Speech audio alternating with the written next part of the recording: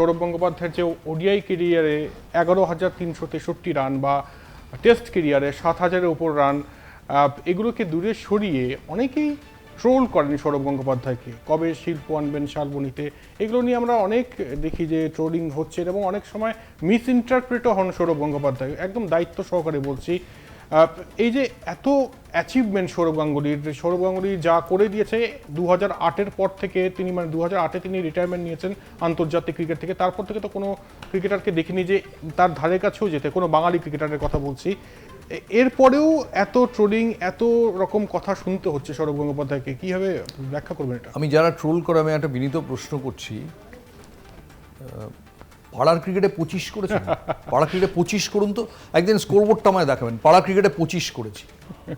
আমায় একদিন দেখাবেন যে কলকাতা বাইরে গিয়ে চাকরি করেছেন, কলকাতা বাইরে গিয়ে চাকরি করে সবার সঙ্গে লড়ে আপনি আপনার কোম্পানির 1 নম্বর হয়েছেন, করে বলছেন ইয়েস সৌরভ খারাপ।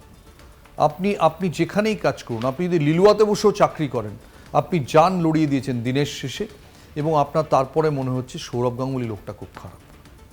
আমি জানি না ট্রোলিং কারা করে। আমাকে আমার ভাই বলেছিল, ও খুব বিদেশি ব্যাংকের খুব উঁচু পজিশনে কাজ করে, কেরিয়ারের বেশিরভাগ সময় বাইরে কাটিয়েছে, যাদবপুরের ইঞ্জিনিয়ার, তারপরে IIM আহমেদাবাদ থেকে পাশ করে খুবই বড় চাকরি করে নিউ ইয়র্কে থাকে। ও একবার আমায় বলেছিল যে কলকাতায় বসে তোরা বুঝতেই পারবি না সৌরভ গাঙ্গুলি কী বস্তু, সৌরভ গাঙ্গুলি কী জানতে হলে বাইরে আয়, বম্বেতে আয়, কানপুরে আয়, আমেরিকাতে আয়, লন্ডনে আয়।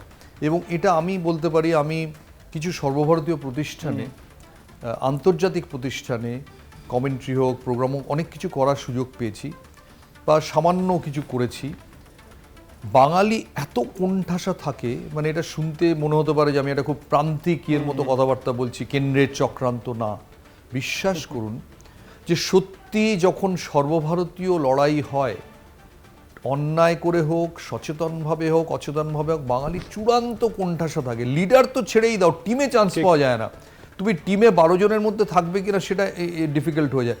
আজকে লামাত স্কুলে কি সেন্ট জেভিয়ার্স কলেজে একটা চান্স পেতে হলে, অনেক মানে একটা কলেজ টিমে চান্স পেতে হলে এত সব বিভিন্ন প্রদেশের লোকজন থাকে, সেখানে চান্স পাওয়া ডিফিকাল্ট হয়ে যায়। আমি তো দূরে যাচ্ছি না, সেইখানে একটা বাঙালি ছেলে টেন্ডুলকারের সঙ্গে লড়াই করে, রাহুল দ্রাবিড়ের সঙ্গে লড়াই করে, VVS লক্ষ্মণ, যুবরাজ সিংকে রিজার্ভে রেখে লোকটা এত রান করেছে। এরপরে আমি কি তার ক্যারেক্টার সার্টিফিকেট খুঁজবো? আর সেই লোকটার অ্যাচিভমেন্টটা দেখো যে কি করে করলো। আমি তো এক সময় অবাক হয়ে ভাবি যে করলো কি করে। আর নেহাত ডিজিটালি সাক্ষ্য আছে, নইলে একটা সময় লোকে বলতো সত্যি কি এত ভালো ছিল।